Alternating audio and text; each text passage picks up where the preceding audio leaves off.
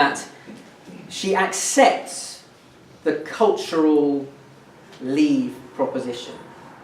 So the low road, she takes culturally, in terms of immigration, she takes the low road to Brexit. But she does not accept, actually, intellectually, along with the Chancellor, she doesn't accept the high road, high Tory, intellectual, ideological view of what Brexit should be. So she's in trouble, big trouble. Why? Because essentially she's a cultural leaver and an economic remainer. Right, and I'm going to do another chart for you here. This is why. This is very important. This is the problem with getting a Brexit deal in a graph. Right. Again, here on this axis we have proximity. So here on this axis, on the x-axis, you have proximity to the EU. And just for the convenience, that's proximity both in a sort of coefficient of time and relationship with the institution. So over time, how far you go away from the EU. And here we have prosperity, right? How well off you are. And for the sake of argument, let's say we're here now, member of the EU, doing pretty well. Now, if you are Boris Johnson or Jacob Rees-Mogg, you think that the graph goes like this. So yeah, obviously it hurts a bit when you leave. Oh, but then you get the Nike swoosh. Yeah? And then you have your, buccaneering galleons. And around here, that's when it starts to get a bit Canada. Yeah? And you can get out then, because then you're out of the external tariff, of the customs union. I can't even spell tariff. Out of the external tariff. Now, if, however, you are the Chancellor of the Exchequer, and we strongly suspect the Prime Minister, although she never says it, you actually think the graph goes like this.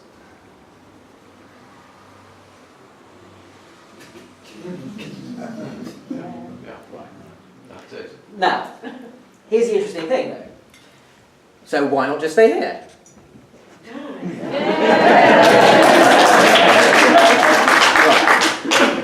The answer is so what? So what you then come to is a situation which is, what if we just go here, right? And there's a bit of a hit, but this area here, which is a significant percentage of GDP, like lots of money to lots of people and jobs, yeah. That area there is the cost of fulfilling the mandate, yeah. That's like, just do it, right? We'll just get out, call it Brexit, stick a bow on it, call it Brexit, and just get out, right? But the problem is, still in the single market there, then you haven't done the immigration thing, right? So you have to go a bit further out, yeah? So, and that's probably the line here, yeah? Now that's an even bigger, that's a lot of money, yeah? That is the cost of take back control of borders, yeah? And so where you end up, if you can, in sort of this zone here, the arc of, that's the, sort of the arc of, I haven't really thought this through very well, that's the arc of checkers, right?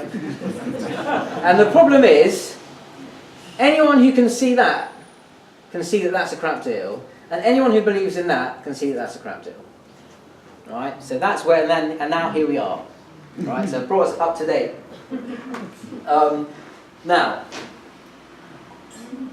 I'm not going to talk about whether or not she can actually get that deal. I can, I'm happy to. We can talk about that, but I've already hit half an hour. Right, so we're going to do another 3 minutes. You said not do 4 fingers? That's my fingers. Fingers don't lie. 3 minutes. Right. Got to get through Parliament. Right. How do you do that? Tricky. There are probably anywhere between 20 and 60, maybe even 80 Tory MPs who hate checkers. Whips might be able to whittle that down to maybe 20. But then the problem is, the more you whittle it down, you've got some Tory Remainers who will vote against it because they want a referendum. Who knows what the DUP will do?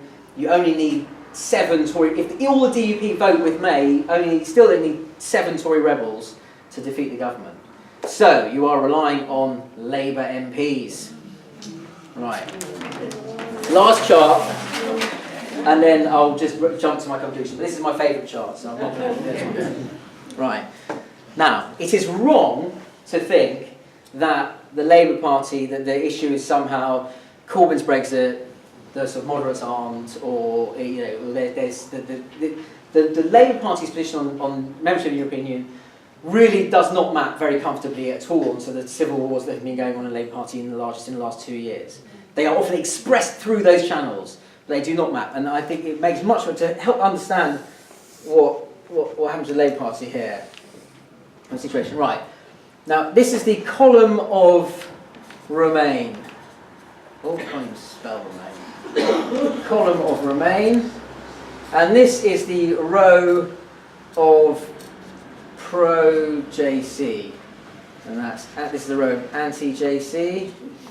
And this is Leave. You all right? Here, you have the young people.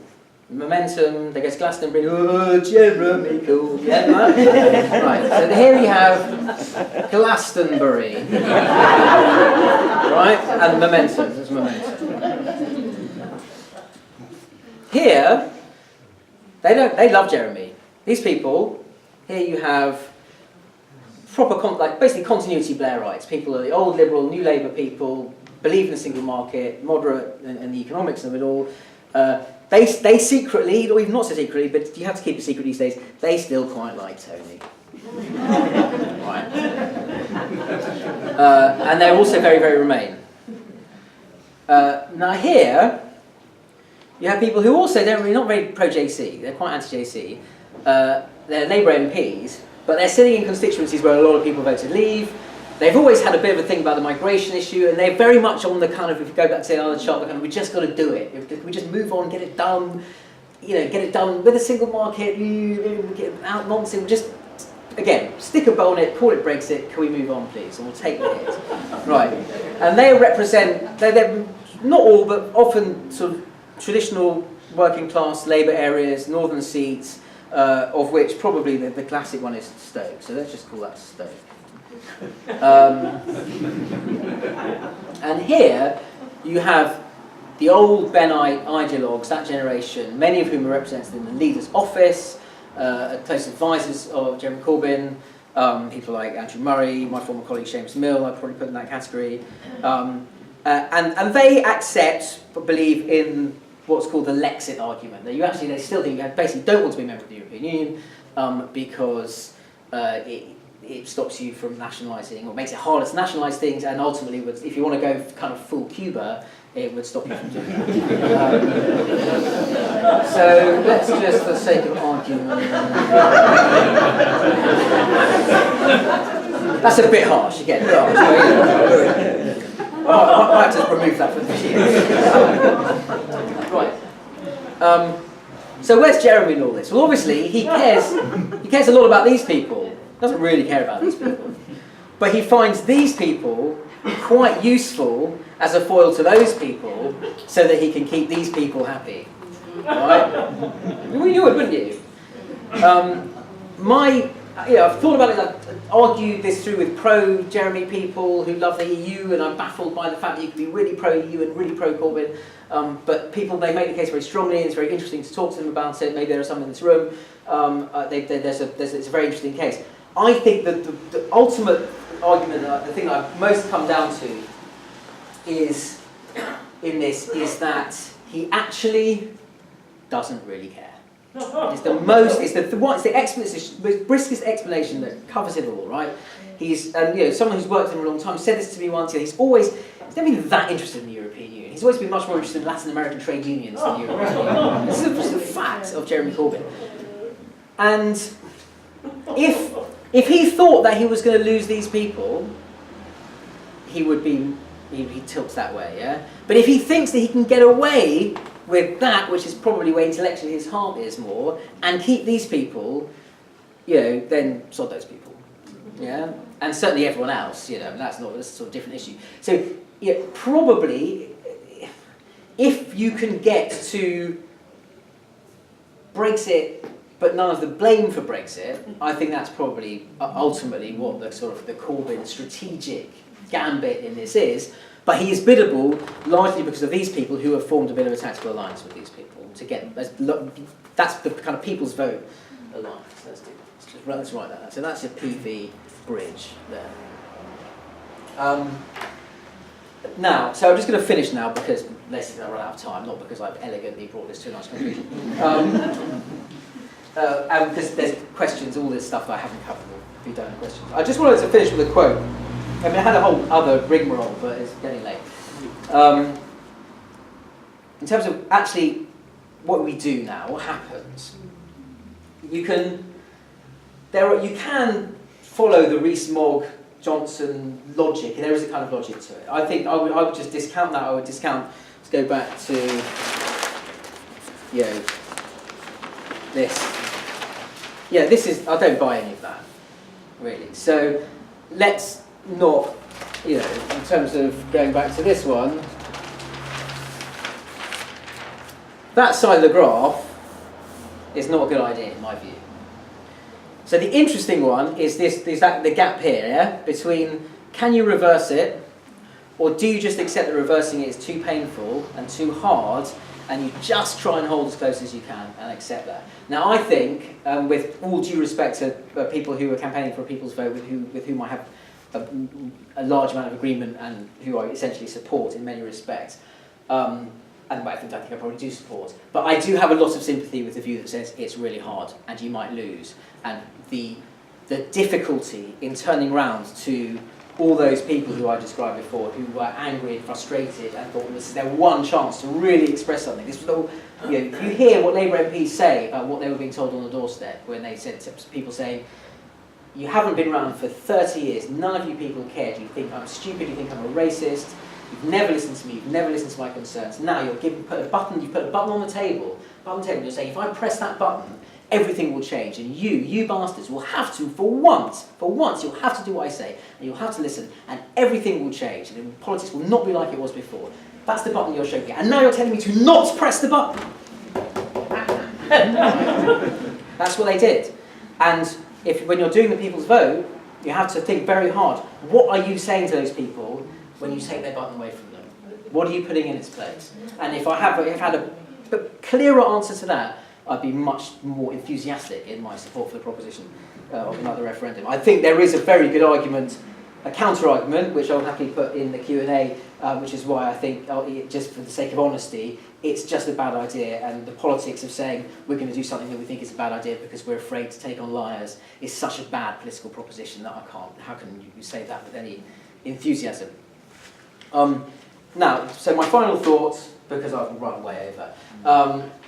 Is everyone here familiar with the story of, no one went for a pint, which is quite encouraging, of the Emperor's New Clothes? Yes. Right. Now, here's a question. Do you remember what happened to the end of the Emperor's New Clothes? Yeah. Yeah, so the boy says, oh, he's got no clothes on. And then what happens? All the people go, oh yeah, hang on a second, he's got no clothes on, right? And then, oh dear, the Emperor's like, oh, I've got no clothes on, right? That's how it ends, yeah? Not quite, right? I was looking at this, I went back to the original text. It's not what happens. Yes, the child says, the Emperor's got no clothes. And yes, the townspeople do go, hang on, the kid's right. We've been taken for mugs. The Emperor's got no clothes. But, right, so the last paragraph of the original text, obviously not in Danish, I'm not going to read it in Danish. The Emperor shivered, for he suspected they were right. But he thought, this procession has to go on. So he walked more proudly than ever, as his noblemen held high the train that wasn't there at all. And with that,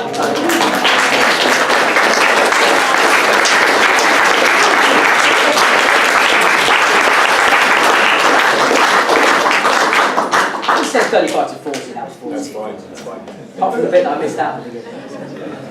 Okay, you've got 10 minutes for a comfort break, a beer break, and a question writing break.